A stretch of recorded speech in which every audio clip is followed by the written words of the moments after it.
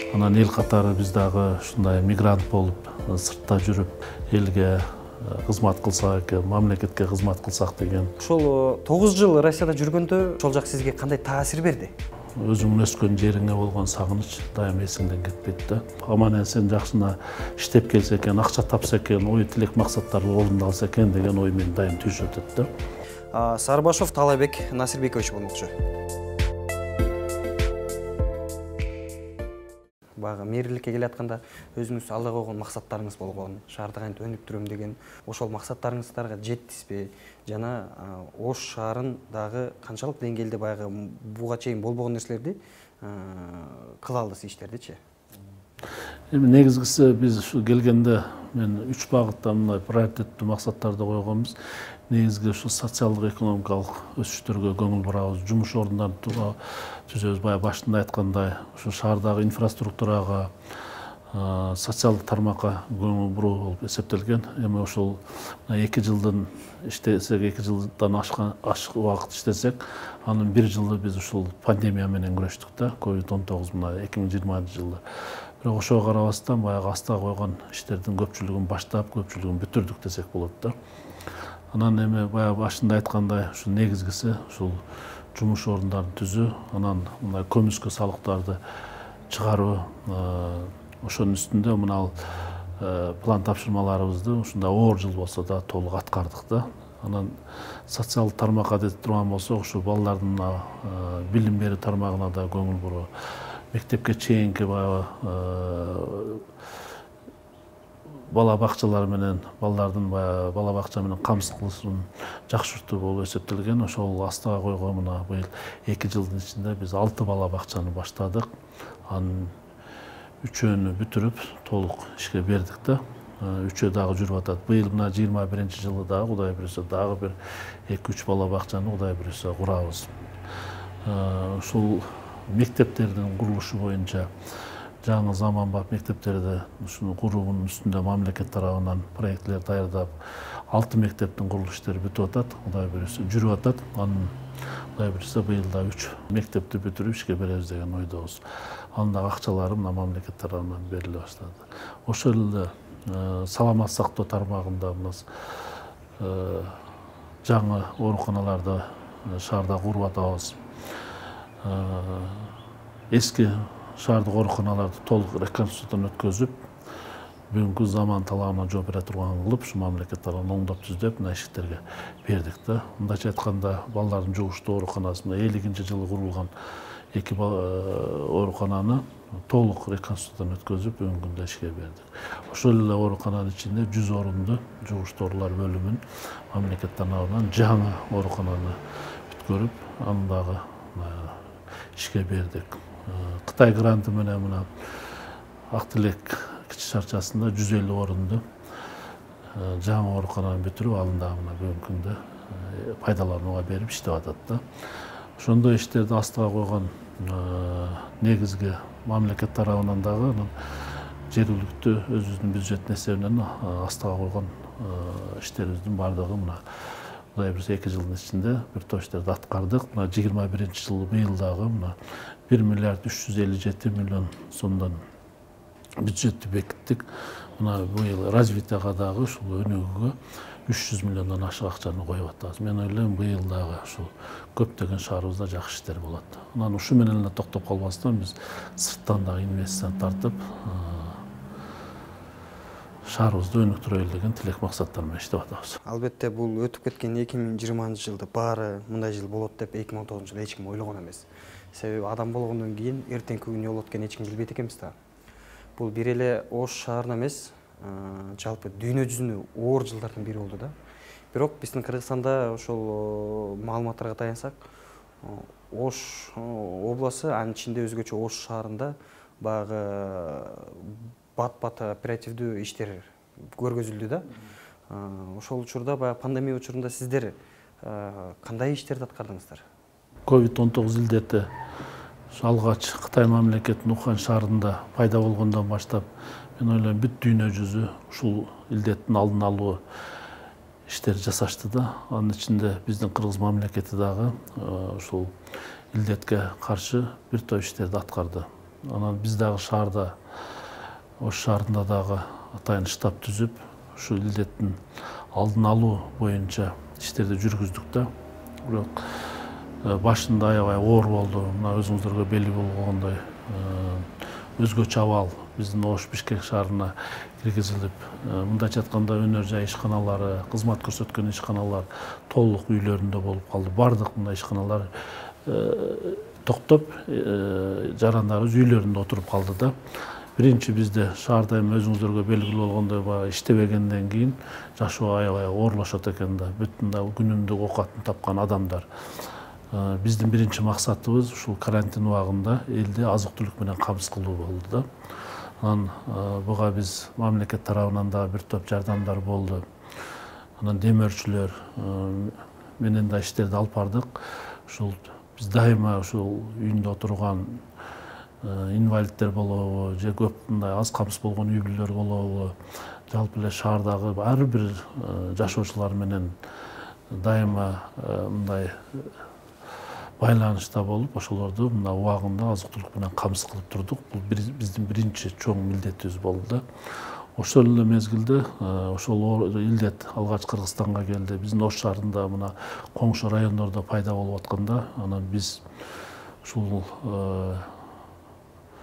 өзгөчө абал киргенде биз түнүгүнү ушул иштерди алып барып аттык да. Биз элибизди аман эсен сактап калуу болду. Бирок өзүңүздөргө белгилүү болгондой аябай оор болду. Алгач каттаганда мына оорунун саны күндөн күнгө көбөйүп атты. Чынын айтканда элибиз өзүбүз деле мындай бир паникага түшүп калдык. Себеби медицинада ушул илдет бизде медицинанын акыбалын көрсөттү да. Кандай экен? Биз тилекке каршы мындай ооруларга даяр эмес экенибизди биз көрдүк да. Мындайча айтканда көзүбүз менен көрдүк. Ошол мына пневмония менен ооруган адамдардын кислородный концентраттары жетпей. Ушул шаарда болгону бир 20га жакын кислородный концентрат бар экен. Кислородный концентрат талашып атып биздин көз алдыбызда үзүлгөн адамдар болду. Кыйкырып атып өлгөн адамдар болду. Ошолорду көрүп билип аябай оор күндөрдү мына башыбыздан өткөздүк. Өзүбүздүн бир туугандардан айрылдык ошол мезгилдерде. Анан ушул бирок жетекчи болгондон кийин өзүбүздү кармап, ушул жоопкерчиликти сезип, ошо ишкерлерге кайрылып, эң негизгиси мына биздин Кыргызстан деген мамлекетибиз бар экен. Мамлекет тарабынан ушул убагында көп жардамдар келип, ушу медицина тармагынан да жетишпеген ошо кислородный концентраттарды жидкий кислороддор менен камсыз кылып, мен ушул мүмкүнчүлүктөн пайдаланып, ошол мезгилде жардам берген коомчулукка, элдерге, ишкерлерге чоң ыраазычылык дайыма айтып жүрөбүз. Аябай ушу элдин колдоосу менен ушул кырдаалдан чыктык десек болот да. Мына бүгүнгө чейин ушул илдеттен толук айрыла элекпиз. Бирок элибизге дагы чоң ыраазычылык айтышыбыз керек. Ошол мезгилде аябай мындай биримдик менен, ынтымакчылык менен, бири-бирине болгон мындай кайрымдуулук иштер менен ушул илдеттен аман эсен чыктык десек болот да. Тилекке каршы эми көптөгөн адамдарыбыз ооруду, айрылдык дегендей, бирок ушул илдеттен чыктык десек болот. Мына өзүңүздөргө белгилүү болгондой аябай больницалар толуп калды. Биз мына жеке менчик ресторандарды, гостиницаларды сурап, ушул күндүзгү түнкү стационарларды ачтык. Мындайча айтканда, ошол күндүзгү түнкү стационарларды ачып, миңдеген адам ошол жерлерден дарыланып чыгып, мына ооруканаларга да бир топ мындай жеңил болду десек болот да. Анан менде дайыма ушул ой жүрөгүмдө туруп атты. Ошо элибизди ушул аман эсен сактап калуу. Мен ойлойм, ушул оор мезгилдерде ошо эл менен биргеликте ушу кырдаалдан чыктык десек болот. Бирок бир чети мына медицинада бир топ жакшы жолго бүгүнкү күндө коюлуп калды. Албетте, бул пандемия менен күрөшкөн учурда эң чоң жетишкендик, эң чоң ыраазычылыгыбыз кыргыз элинин бул докторлорго да. Анан агай кыргызда жакшы сөз бар, жакшы адам жумушта кызматкер, үйдө ата депчи. Анан баягы жалаң эле саясатка буруп ошол боюнча сүйлөшө бербестен баягы сиздин азыркы жеке жашооңуз тууралуу сүйлөшсөк. Канча уул кызыңыз бар? Ошол уул кызыңызда ошол ата катары кандай тарбия бересиз? Жумуштан сыртка ошол тууралуу айтсак. Рахмат. Эми бүгүнкү күндө мен 4 баланын атасымын. Чоң уулум бүгүнкү күндө окуу жайды бүтүп, ушу Бишкек шаарында иштеп атат, шаардык мэрияда, ушу уюштуруу бөлүмүндө. Андан кийинки кызым дагы быйыл 3-курстун студенти, жогорку окуу жайда окуп атат. Уулум дагы мынау мектепти бүтүп, коллежди аяктап бүгүнкү күндө ушул жакын арада армиядан келди. Ушул өзүнүн баягы милдетин аткарып, ушул аскерге барып, 1 жыл служба кылып келди да. Баткен областында ушу чек арада кызмат кылып келди. Азыр бүгүнкү күндө кайра келип, ушу окуусун улантып окуп атат. Кички кызым бүгүнкү күндө 8-класста ушу мектепте окуп атат. Эми көпчүлүк абалда мен балдарым чоңойгондон кийин ушу мамлекеттик кызмат деп дайыма ушул саар кетип кеч барабыз. Ушу барганда ушул үйдөгү балдарыма ушу жакшы сөзүмө айтып, баягы аталык тарбияны берип келебиз. Бирок негизгиси эле ушул келинчегим аларды менен болуп окутуп, тарбия берип, ошол дайыма үйдө ушу балдар менен алек болуп отурат да. Анан эми Кудайга шүгүр балдарыбыз чоңоюп калып, бойго жетип калды десек болот. Мен ойлойм, ушул эл катары мындай тарбия берип атабыз, окутуп, мындай чоңойтуп дегенде. Албетте. Ата деген баласы үчүн эмнеге гана даяр болбойт. Агай, менин соңку суроом болсун. Мынакей 2,5 жыл ичинде Ош шаарына кылган эмгегиңизди көргөздүңүз. Анан баардык нерселер баягы биз ойлогондой боло бербейт экен. Кудай буйрса, ушул келечекте дагы кылчу пландарыңыз кандай? Шаарды өнүктүрүүдө, жашылдандырууда кандай иш пландарыңыз бар келечекте? Эми мына өзүңүздөргө белгилүү болгондой, биз Ош шаарында 2 мындай ыйык нерсе өз менен сыймыктанабыз. Биринчиси Сулайман тообуз. Мына 3000 жылдан ашык тарыхы бар шаарыбызда ушул Сулайман тообуз бар экен. Мындай шаардын ортосунда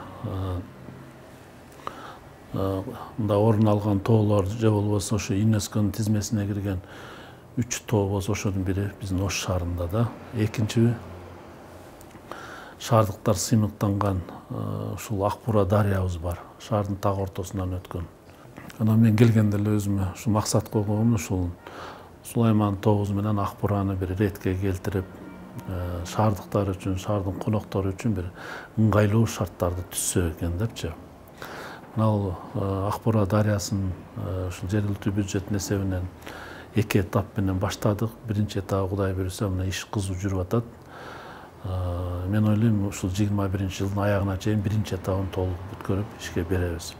Бул ушул Вахапова көчөсүнөн мына Нурматова көчөсүнө чейин бир тарабы 2,5 километр, экинчи тарабы да 2,5 километр. Жалпы 5 чакырым ушул Акбуранын жээгин бекемдеп, ал жерде ушул жөө жүргүнчүлөр үчүн ыңгайлуу дорожкаларды жасап, велодорожкаларды, түнкү освещенияларында жарыктандыруулар, ушу жарандар эс ала турган скамейкалар коюлуп, мындай аябай жакшы заман талабына жооп берген аллея болот деп ойдойбуз да. Бул иш кызуу жүрүп атат. Экинчи этабындагы мына ошол Нурматова көчөсүнөн Навай көчөсүнө чейин проекттин долбоорун даярдап атабыз. Бул дагы Кудай буйрса кийинки жылдан баштайбыз. Эң негизгиси ушул биз бүткүл дүйнөлүк банк менен атайын проект жазып, ушул Сулайман тоону толук мындай модернизациялап, коноктор үчүн, туризмди өнүктүрүү максатында ушул Сулайман тоону дагы бир ретке келтирсекпи деп атайын биз мына Маданият министрлиги менен биргеликте ушул проекттин долбоорлорун даярдаганбыз. Мына жакын арада өзүңүздөр деле күбө болдуңуздар, ушул биздин Арис программасы менен ушу мамлекет тарабынан атайын мыйзам менен бекитилип, ушул $10 миллион дагы биз келишимге кол койдук. Анын 4 миллиону ушул $4 миллион толук ушул Сулайман тоону ушу модернизациялоого кетирет. Ал эми 6 миллиону ушул шаардагы биз сквер, парк, анан мына борбордук базарыбызды мындай заман талабынан жооп бере турган кылып, мына улуттук колориттеги мындай өзүнчө стилдеги базар кылабыз деген ойдобуз. Ошо экинчи этабы ушул ак буранын боюна да ушу 6 миллион доллардын ичинде ушул шаарда оңдоп түзөө иштерине кетирет. Мындай проекттер даярдаганбыз, ушуга жумшалат да. Мындайча айтканда алда аткара турган иштерибиз ушулар. Анан эң негизгиси биз баягы шаарда мына Кең Сай массивинде завод, фабрикалар түшкөн жерде биздин 3600гө жакын жарандарыбыз, шаардыктар жер алган да. Бүгүнкү күндө мындай айтканда ээн тала. Ушул жерде биз жаңы Ош шаарына мындай бир курсакпы деген оюбуз. Бул дагы проекттин долбоорлорун даярдаттык. Бүгүнкү күндө ошол ишкерлер менен сүйлөшүү жолдорун жүргүзүп, бүт канализация иштерин тартып атабыз ошол демөөрчүлөр менен биргеликте ошол. Анан келечекте аларга дагы бир жаңы үйлөрдү куруп берсек, баягы биздин муниципалдык ипотекалык ишканасы менен биргеликте ошол үйдүн ээлерин ошол жерде жумуш орду менен камсыз кылсакпы деген ойдобуз. Эгер биз ал нерселерди куруп бербесек, бүгүнкү күндө ошол жарандарга мындай үй куруу мындай чоң проблема болуп атат да. Биз ошолорго дагы мындай бүгүнкү күндө үй менен камсыз кылуу максатында иштерди алып барып атабыз.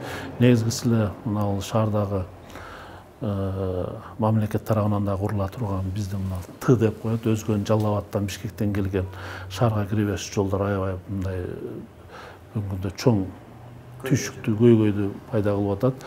Ушуларды дагы мындай жасатсакпы деген ойдобуз. Шаардын ички жолдору аябай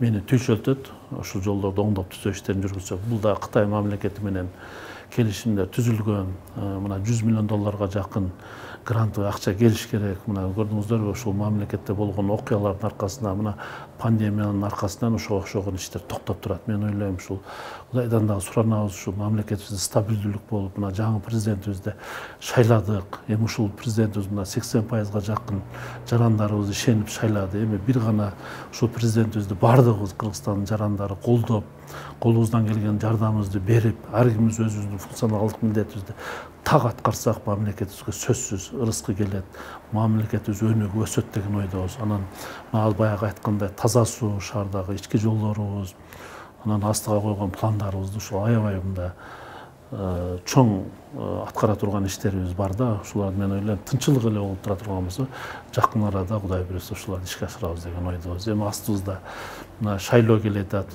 Конечно, биздин мэр деген бул ушул эл шайлаган депутаттар аркылуу шайлануучу кызмат. Мен ойлойм, ушул шайлоодо мына 11-апрелде астыбызда шайлоо турат. Кудай буйрса ушул биз аттанып атабыз. Биздин партия аттанып атат. Кудай буйрса жеңишке жетип, анан мен кайрадан дагы ушул шайланган депутаттар колдонуп, Кудайдын буйругу менен шайланып калсак, мен ойлойм, сөзсүз элибиз шаардыктар үчүн кызматты түнүгүнү кылабыз деген ойдобуз. Чоң рахмат, Алыбек Насырбекович.